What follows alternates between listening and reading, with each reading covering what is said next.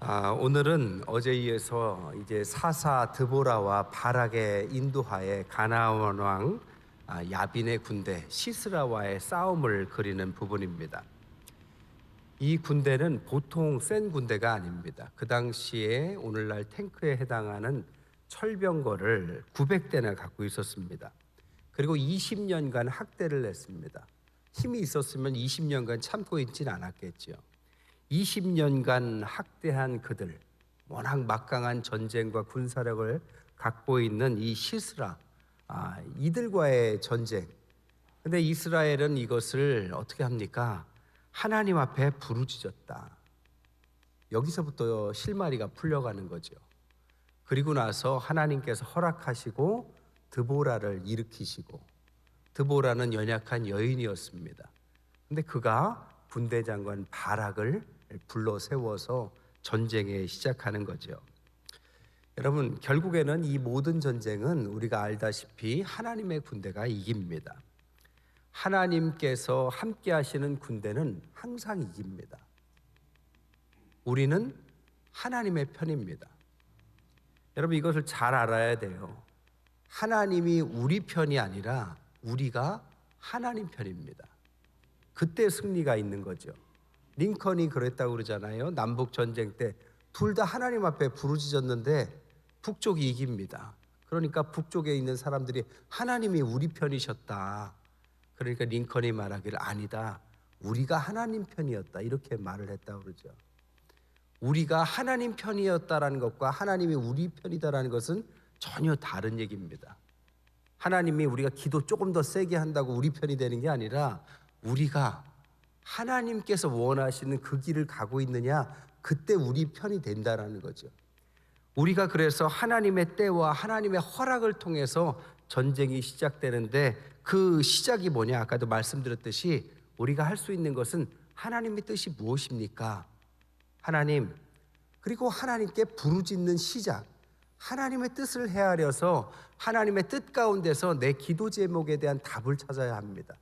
그래야만 하나님께서 때와 기한을 가지고 응답하시기 시작하는 거죠. 사순절의 기간 동안에 다른 곳보다도 하나님의 뜻을 분별하시고 그 속에서 답을 찾아가신 저와 여러분 되시기를 축복합니다.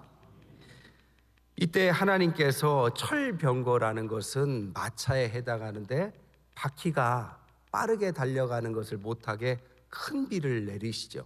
강가의 진흙 속에 그것을 파묻으셔서 결국에는 아무짝에도 쓸모없고 나중에는 시스라도 그 왕도 그 철병거에서 내려서 걸을 수밖에 없었다라고 오늘 성경은 말합니다.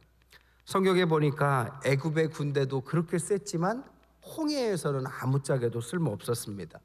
여리고성도 그렇게 튼튼했지만 하나님 앞에서는 그것은 순식간에 무너졌지요. 아무리 강해 보이고 우리의 눈으로 볼 때 대책이 안 나오는 문제라 할지라도 하나님 앞에서는 아니다라는 믿음이 필요합니다.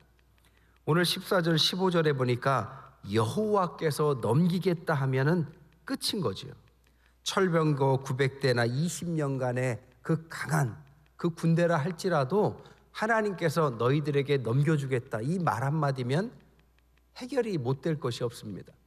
그러니까 우리가 두 번째 우리가 여기서 이해해야 될 것은 성경이 가르치는 승리의 비결은 상대가 누구냐를 아는 것보다 하나님이 어떤 분이냐를 아는 것이 더 승리에 가깝다라는 것입니다.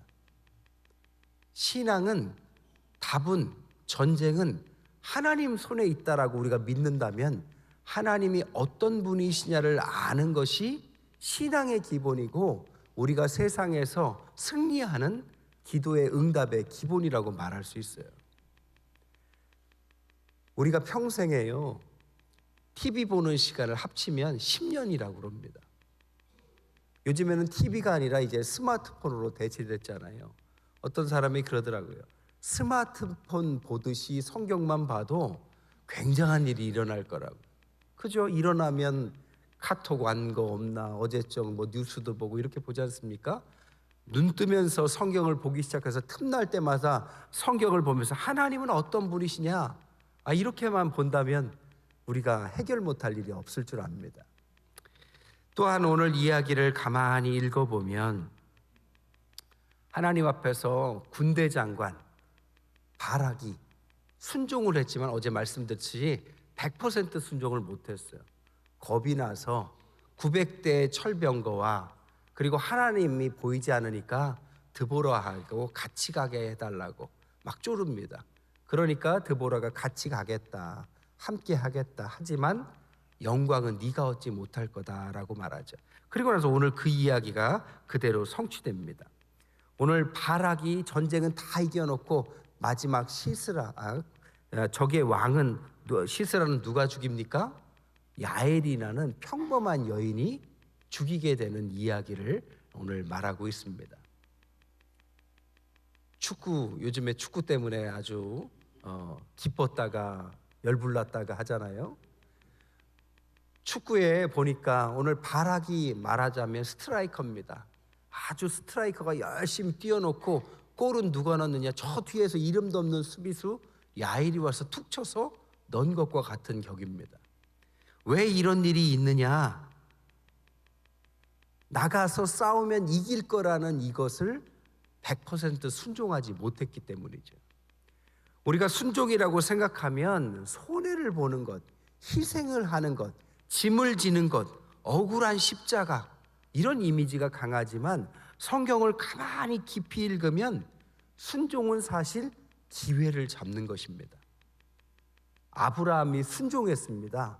기회를 잡았잖아요. 믿음의 조상이라는. 모세가 못할 것 같았지만 순종했습니다. 그랬더니 민족의 지도자라는 전무후무한 기회를 잡습니다.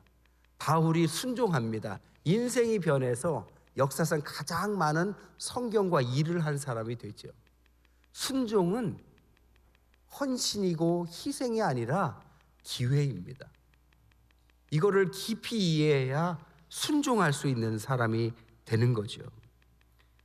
순종으로 신앙은 꽃이 펴요. 그냥 막 혼자 열심히 한다고 되는 게 아니라 하나님 앞에서 말씀을 가까이 하고 하나님께서 부르실 때 혹은 하나님께서 무슨 일을 맡기실 때 순종으로 기회가 시작됩니다. 근데 평탄치는 않아요. 만만하진 않아요. 하지만 순종하게 되면 지나보면 그것이 인생의 기회였고 하나님의 부르심, 그것을 꽃피우는 아주 마스터키였다라는 사실을 알게 됩니다. 오늘 야엘이라는 여인이 바로 그것을 한 거죠. 생각해 보세요. 군대 장관 바락이 10,000명의 군대를 이끌고 가서 900대 병거들과 싸우는 게 쉬웠을까요?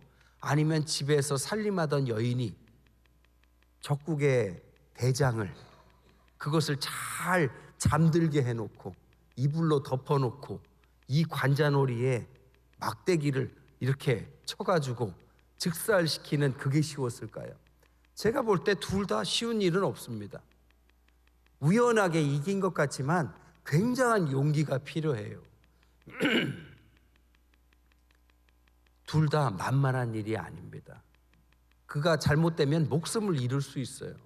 900대라는 어마어마한 숫자에 그리고 적들의 그 위세만큼이나 적의 대장이었으면 얼마나 싸움을 잘하고 덩치가 있고 백전노장이었겠습니까? 그 사람을 잘 꼬여서 잠들게 해서 믿게 해서 이불을 덮어줘서 막대기를 또 잘못하면 어떻게 해요? 여러분 칼로 이렇게 찌르는 것도 어려운데 어떻게 말뚝을 박아서 죽일 생각을 합니까? 그걸 해냈잖아요. 이것은 살인의 이야기를 하는 게 아니라 주어진 기회를 순종으로 잡느냐를 말하는 것입니다. 야엘은 어느 편에 설 것인지를 확실히 알고 있었습니다. 부담스러운 일이었지만 그녀는 순종했어요. 그리고 누군가 이것은 해야 될 일이었고 그것을 그녀가 한 것입니다. 순종이란 그런 것입니다. 하나님 앞에서 굉장히 힘든 것처럼 느껴지지만 하나님 앞에 설 것인가를 결정하면 쉽습니다. 그리고 누군가 해야 된다면 내가 해야지 이런 마음이 있으면 쉽습니다. 그런데 그것은 지나보면 결국에는 우리 인생의 큰 변화의 계기가 되고 축복의 문을 여는 것이고 역사의 영광의 이름을 남기는 이 놀라운 시작이 부담되지만 하나님 앞에 순종한 한 여인의 순종에서부터 시작됐다라는 사실이 오늘 내용의 핵심입니다. 말씀을 정리할게요. 말씀을 좀 짧게 하려고 그래요. 왜냐? 기도하려고요. 우리가 기도하러 나왔지 않습니까? 우리가 사순절을 시작하면서 사순절의 첫날을 제수요일이라고 합니다. 항상 수요일에 시작하는데 제수요일. 왜냐? 제를 가지고 역사적으로 이마에다가 십자가를 그리면서 이렇게 시작했기 때문에 제수요일이라고 하는데, 여기서 제가 뜻하는 것은 두 가지 의미입니다. 하나는 죄를 뒤집어 쓰고 회개한다는 의미로 우리를 돌아본다는 뜻이고, 또 하나는 우리는 결국에는 죄와 같이, 불에 타고 남은 죄와 같이 흙으로 돌아갈 존재다라는 사실을 인정하라는 의미의 죄로 시작하는 것입니다. 우리가 사순절 오늘 이제 시작했습니다. 어제와 오늘이나 똑같은 날이지만 하나님 앞에서 의미를 특별하게 부여하면서 우리가 사순절을 시작해요. 다른 교회들은 사순절 잘 안 해요. 저희 교회는 매년 그래도 열심히 하려고 하고 특별 찬송도 하면서 함께 모여서 하려고 합니다. 왜냐? 우리가 이 기간만큼이라도 한 분의 영혼이라도 하나님 앞에서 자기를 돌이키고 우리가 흙으로 돌아갈 존재인 것을 인정하고, 그럼 어느 편에 서고 어떤 분이 우리에게 힘을 줄 수 있느냐 다 알고 있지만 그것을 다시 한번 상기하는 40일을 갖고자 사순절을 어렵사리 갖는 것입니다. 이 사순절의 기간 동안에 여러분 얼마나 많은 기도 제목을 갖고 나오셨습니까? 이 기도 제목 가지고 하나님께 나아가십시오. 하나님께 나아갈 수 있는 특권을 우리들에게 주셨습니다. 이 새벽 사순절의 첫날부터 하나님 앞에 기쁜 마음으로, 통회하는 심정으로, 하나님 앞에 서는 순종의 마음으로, 귀한 기회의 마음으로 하나님께 나아가는 저와 여러분 되시기를 주님의 이름으로 간절히 축원드립니다. 기도하겠습니다.